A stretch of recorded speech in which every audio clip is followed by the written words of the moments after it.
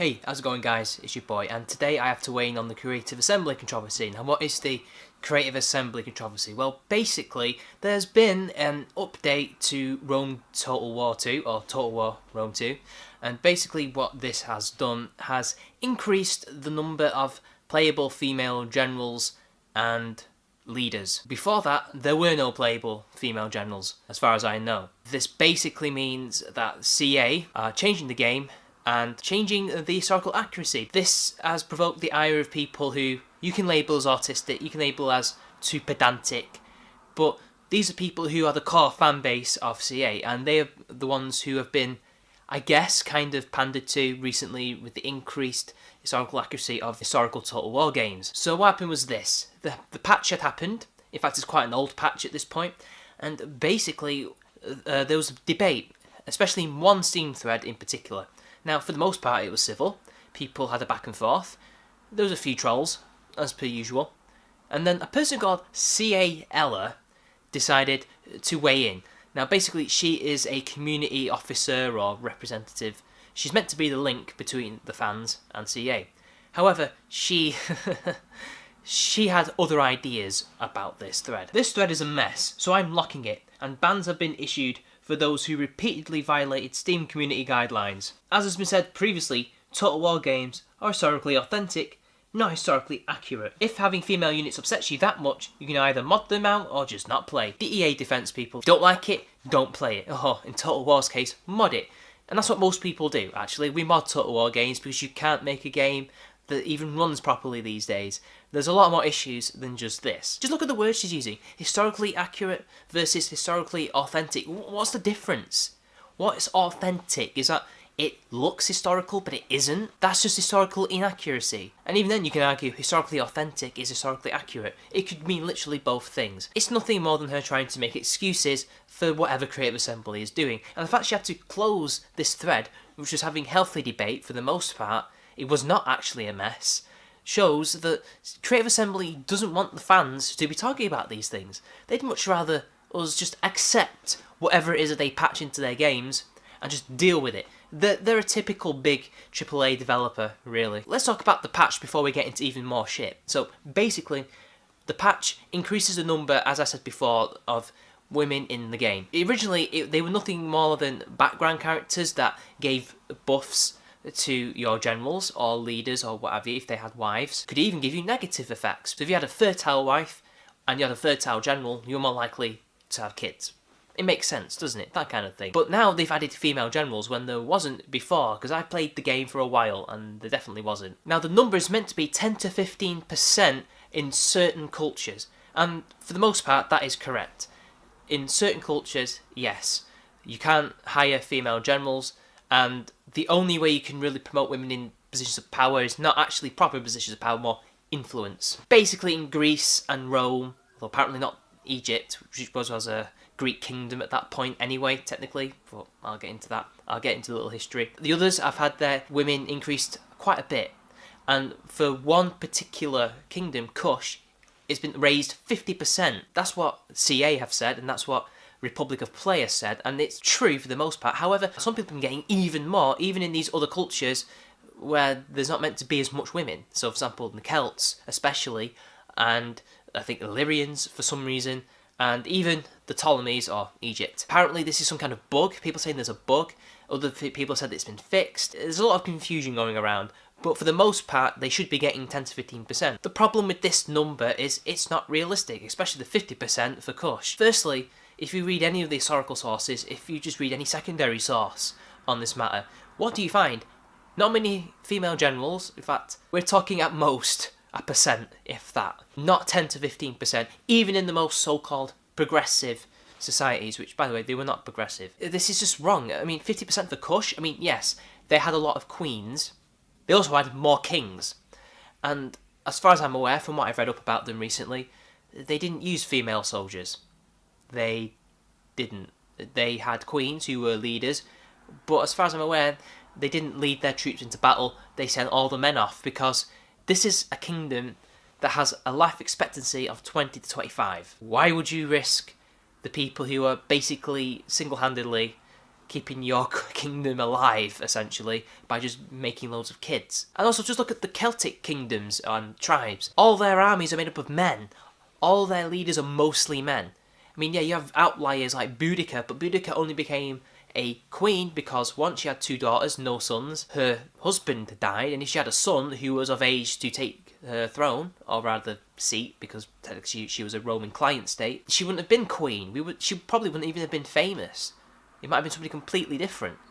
It would have been Caraticus, or whatever they were called back then. Vercingetorix, Caraticus, Brennus, all the famous generals are male in Celtic history, not female. And as far as I'm aware, there's only Boudica who's a famous female queen. Even then, she did not lead any troops into battle. She was present at battles, but did not participate, except for being, I guess, a morale booster, if anything. In fact, the Celts in general did take women to battles occasionally in their baggage trains, but they were not meant to fight. They were meant to shout at people if they ended up losing, so that they would the opposite side would run away. Yeah, it didn't work with the Romans. They cut everybody down. Yeah, so useful.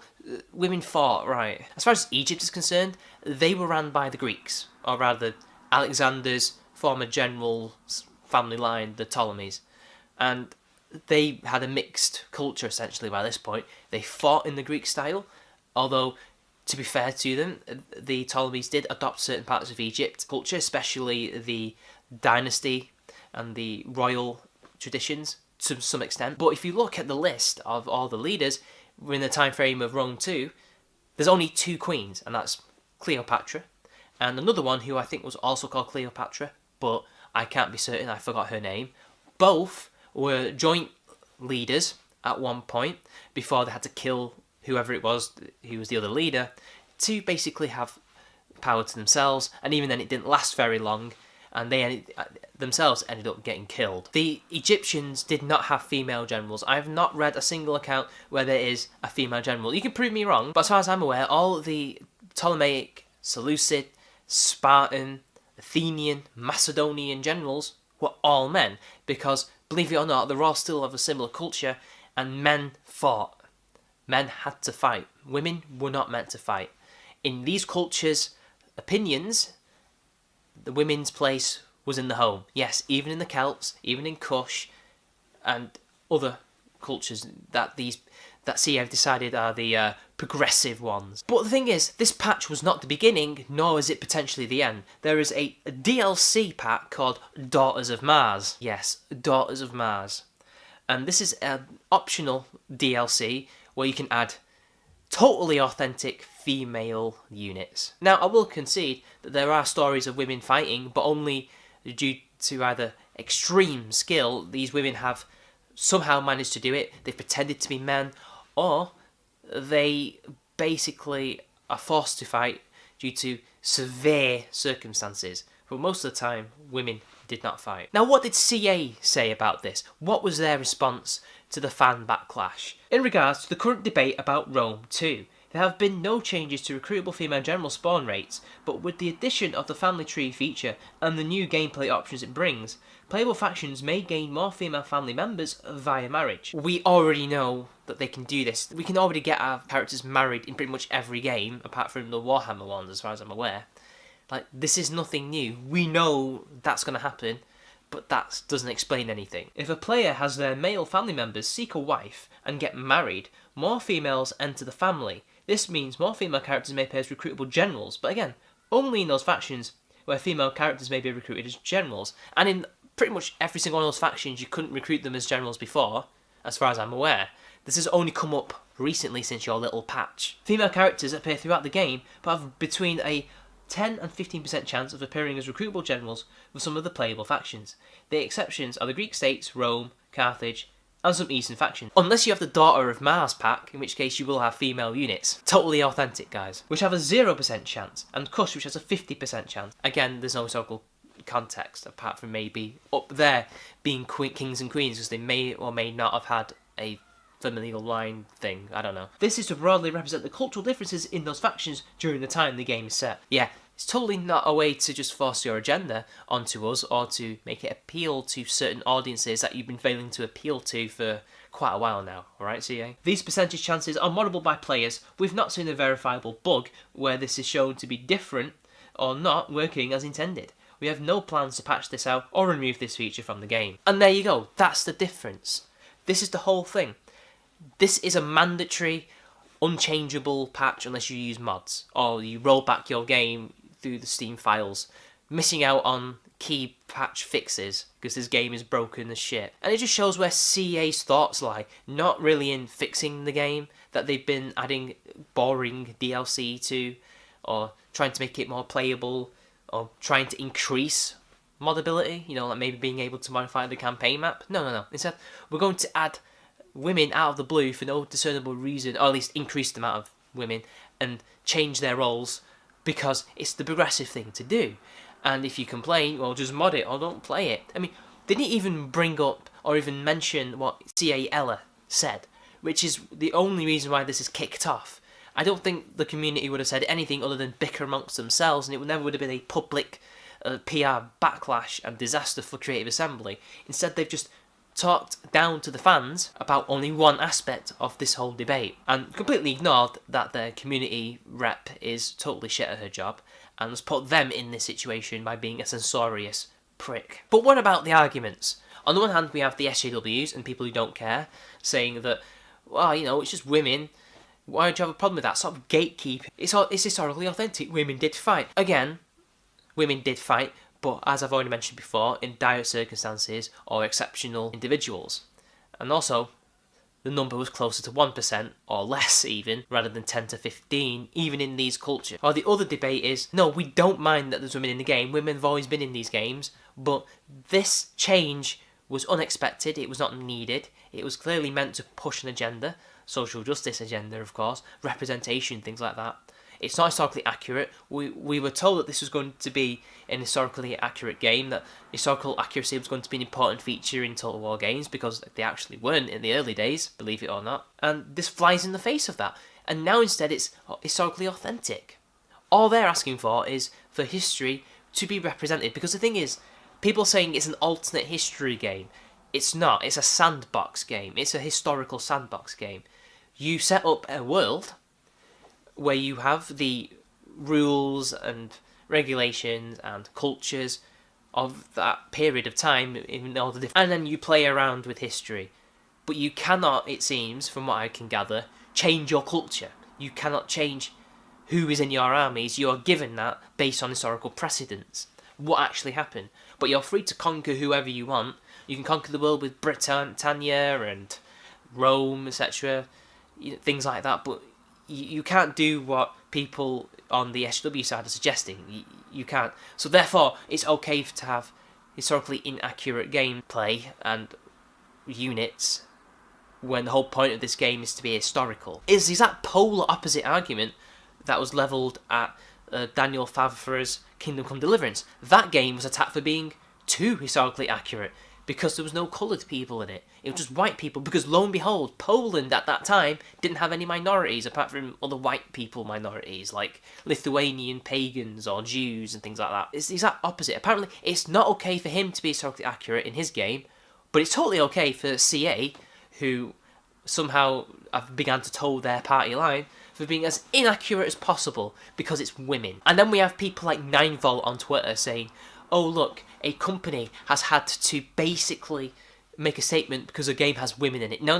The issue is not that women are in the game. It is the amount of women, historically, and their roles, historically. That is the issue. It's not the fact that there's women in the game. There have always been women in Total War games. Like, without them, we won't be able to have family trees. Without them, we won't have queens, depending on your culture that you're playing. Like, they're not the most important feature, but they play an important role in gameplay. So it's ridiculous to say that Total War fans don't want women in their games, they don't want women playing their games. That's not the issue here. But the thing is, if CA is using this to appeal to people, why are they trying to appeal to women and social justice warriors? What social justice warriors don't even play games because it's too difficult for them, unless it's like a walking simulator. I know that's stereotypical, but come on, we all know it's true. Oh, and women don't even usually play strategy games. Usually, on average, it's almost entirely men. A good number. So it doesn't make sense. They're going for the mythical wider audience, but they've been pushing that for a while. They've been trying to go for the more casual audience, say like the Call of Duty types, by streamlining the games, and now they're realising, well, that's not working, so we're getting too much criticism, so let's progressify it. And the other thing is that people don't realise is this presents a false version of history. This is not marketed as alternative history as such. It's a sandbox game. If it was an alternative history sandbox game, I would be fine with it. But it's not. Total War has never been that. Yes, you can change history, but within the parameters of the world. Let's think about it like this. It's historically inaccurate, so people are getting the wrong version of history, a lie, essentially. And if it's through stupidity, it's just misinformation. It's misinforming people. If it's purely to make money, it's misinformation. But if it is to do with an agenda, which I have reason to believe it is, because CA Ella would not have closed that thread, and possibly other threads, and CA wouldn't have made that the top priority to address. If it wasn't about an agenda, then that's propaganda. That's not historical revisionism as such, because there is a difference between revising history to correct the facts and completely lying. It's lying. This is historical bullshit, essentially. This is the wrong kind of revisionism, and it's just blatant propaganda. This is what the world was like, definitely. No, it wasn't. But anyway, I've been going on too long. CA are just completely messing this one up. They're not being open with the fans, but they never really have been open with the fans. And they're treating us like dirt. And they're going to lose a lot of people, because as we know, if you go woke, you go broke. So anyway, until next time, guys, it's been your boy, and I'll see you later.